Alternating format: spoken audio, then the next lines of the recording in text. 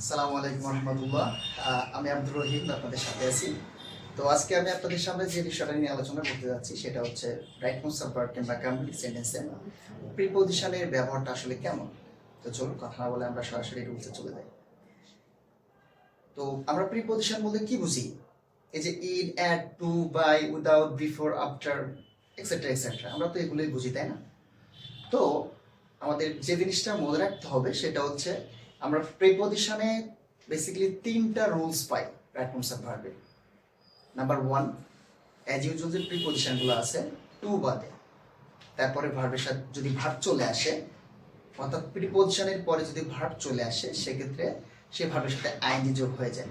Number two, two যে preposition আছে এই টু প্রিপজিশনের পরে ভার্বের বেস ফর্ম বসে। নাম্বার থ্রি, এক্সেপশনাল কিছু টু আছে যার পরে ভার্বের সাথে আইএনজি যোগ বসে। তো চলুন আমরা স্টেপ বাই স্টেপ এক্সাম্পল সহকারে দেখি, তাহলে মানে ব্যাপারটা বুঝতে আরো সহজ হয়ে যাবে আমাদের জন্য। তো দেখেন প্রথম যে রুলসটা কি বললাম, যে প্রিপজিশনের পরে কি বসে? Verb plus I N G. অর্থাৎ প্রিপজিশনের পরে যদি ভার্ব চলে আসে, কি বললাম, প্রিপজিশনের পরে যদি ভার্ব চলে আসে সেক্ষেত্রে সেই ভার্বের সাথে সরাসরি আইএনজি যোগ হয়ে যাবে। দেখেন এখানে দিছে in, at, for, without, etcetera etcetera.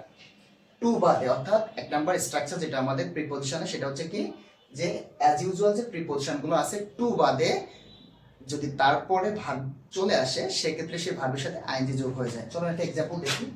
We go to school for learn knowledge. We go to school, আমরা স্কুলে যাই ফর লার্ন, শেখার জন্য, নলেজ জ্ঞান, জ্ঞান শেখার জন্য। এবার দেখি we go to school for, আচ্ছা হেয়ার ফর, ফরটা কোন ধরনের পার্টস অফ স্পিচ? আমরা জানি ফরটা অ্যাজ আ প্রিপজিশন, তাই তো? তার মানে ফরটা একটা প্রিপজিশন। আর আমরা রুলস এক নম্বরটা কি পড়ছি, যে প্রিপজিশনের পরে যদি ভার্ব চলে আসে, তাহলে এখানে দেখি এই যে লার্ন, লার্নটা কি? লার্ন মানে শেখা। This is a one kinds of verb, তাই তো? তাহলে আমাদের এক নম্বর স্ট্রাকচার কি বলতেছে, যে ভার্বের পরে, সরি, প্রিপজিশনের পরে যদি ভার্ব চলে আসে সেক্ষেত্রে সে ভার্বের সাথে কি হয়ে যাবে? আইএনজি যোগ হয়ে যাবে। অর্থাৎ আমাদের এখানে লার্ন দেওয়া আছে, তাহলে লার্নের সাথে কি হয়ে যাচ্ছে? আইএনজি যোগ হয়ে যাচ্ছে, অর্থাৎ লার্ন নেই। অলরাইট, আচ্ছা আরেকটা एग्जांपल দেখি। Without work hard we can not prosper. Without work hard, কঠোর পরিশ্রম ছাড়া উই ক্যান নট প্রসপার, আমরা উন্নতি লাভ করতে পারবো না। ওকে, আচ্ছা আমরা एग्जांपल পরেরটা দেখি। আচ্ছা এখানে উইদাউট, আচ্ছা উইদাউটটা কি?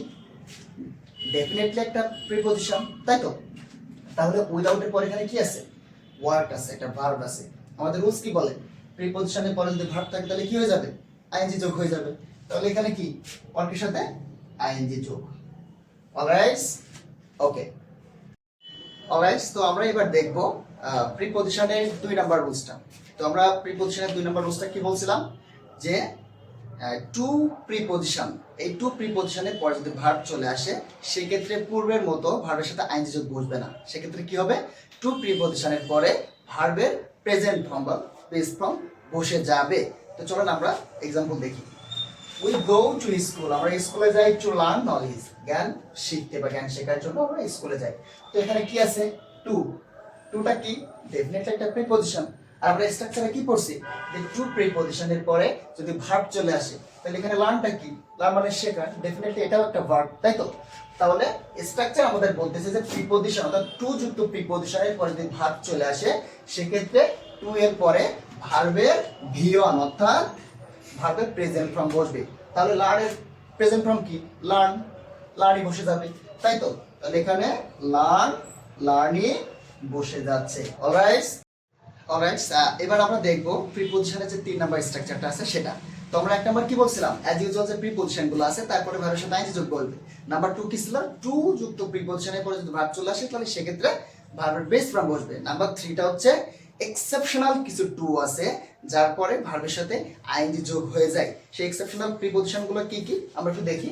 দেখেন with a view to, with an eye to, with an aim to, look for to, এই চারটার অর্থ হচ্ছে উদ্দেশ্য বা জন্য। বেসিক্যালি আমরা এই উইথ আ ভিউ টু আর লুক ফরটার সাথেই মানে আমরা একটু পরিচিত বেশি, তাই তো? তারপরে কি আছে? প্রিফার টু, অধিকতর পছন্দ করা, রেফার টু, উল্লেখ করা। তারপরে কি আছে? Be used to, be accustomed to, get used to, একসাথে তিনটার অর্থ হচ্ছে অভ্যস্ত। তো অ্যাকচুয়ালি আমাদের যে জিনিসটা মনে রাখতে হবে, বি ইউজ টু, আসলে বি বলতে আমরা কি বুঝি? ডেফিনেটলি বি বলতে আমরা বি ভার্বকেই বুঝি, তাই তো? তাহলে বি ভার্বের ভিতরে কি কি আছে? Am, is, are, was, were, তাই তো? তো আমাদের মনে রাখতে হবে এখানে বি ইউজ টু আপনাকে থাকবে না, এখানে থাকবে হয়তো এম ইউজ টু কিংবা ইজ ইউজ টু কিংবা আর ইউজ টু কিংবা ওয়াজ ওয়্যার ইউজ টু। তো এরকম যখন be verb plus use to আসবে তখন ভার্বের সাথে আইএনজি যোগ হবে। কিন্তু যদি শুধু ইউজ টু থাকে, কি বললাম, যদি শুধু ইউজ টু থাকে তাহলে কিন্তু তারপরে ভার্বের বেস ফর্ম বসবে। আমরা এক্সাম্পলই দেখবো।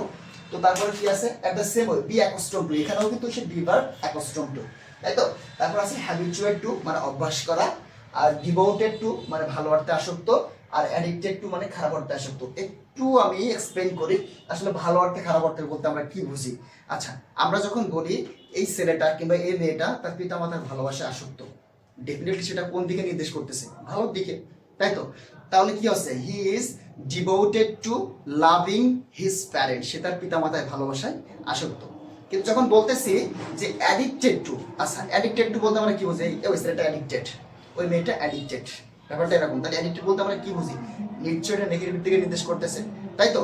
তাহলে আমাদের যে জিনিসটা মনে রাখতে হবে, অ্যাডিক্টেড টু হচ্ছে খারাপ অর্থে আসক্ত, যেমন he is addicted to smoking, he is addicted to gambling. Hope you understand? চলো আমরা এক্সাম্পল দেখি। উদাহরণ দেখি। We went to Dhaka with a view to enjoy the cricket match. We went to Dhaka, আমরা ঢাকায় গিয়েছিলাম with a view to enjoy, কিসের জন্য? উপভোগ করতে দ্য ক্রিকেট ম্যাচ, অর্থাৎ ক্রিকেট ম্যাচটি উপভোগ করার জন্য আমরা ঢাকায় গিয়েছিলাম। এবার খেয়াল করেন তো এখানে কি আছে? উইথ আ ভিউ টু, তার মানে কি? এটা একটা প্রিপজিশন, এবং কি যুক্ত preposition? With a view two, অর্থাৎ এক্সেপশনাল যে টু গুলা ছিল তার ভিতরে দেখেন একটা আছে উইথ আ ভিউ টু, এবং এরপরে কি? এই এনজয় একটা ভার্ব। তার মানে আমরা কি করছি? যে এক্সেপশনাল কিছু টু যে প্রিপজিশন, এরপরে যদি ভার্ব চলে আসে ডেফিনেটলি সে ভার্বের সাথে কি হয়ে যাবে? আইএনজি যোগ হয়ে যাবে। অর্থাৎ তাহলে এখানে এনজয় আছে, তাহলে কি হয়ে যাচ্ছে? এনজয়ের সাথে আইএনজি যোগ হয়ে যাচ্ছে। পরেরটা एग्जांपल দেখি। We are used to get up early in the morning, আমরা খুব ভোরে বা খুব সকালে ঘুম থেকে উঠতে অভ্যস্ত। আচ্ছা, এবার দেখি এখানে আসলে কি বসবে। আচ্ছা, আমরা রুলসে কি পড়ছি? যে বি ইউজ টু অর্থাৎ অভ্যস্ত, অর্থাৎ বি বলতে আমরা কি বুঝতাম?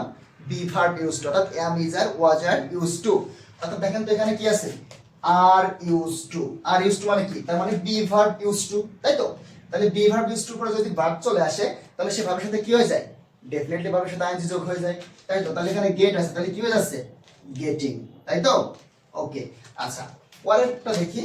We use to get up early in the morning, আমরা কিন্তু আরো একটা পড়ছিলাম যে যদি শুধুমাত্র ইউজ টু থাকে তাহলে সেই ইউজ টু এর পরে যদি ভার্ব আসে সেই ভার্বের সাথে আর আইএনজি যোগ হবে না, সেক্ষেত্রে কি হয়ে যাবে?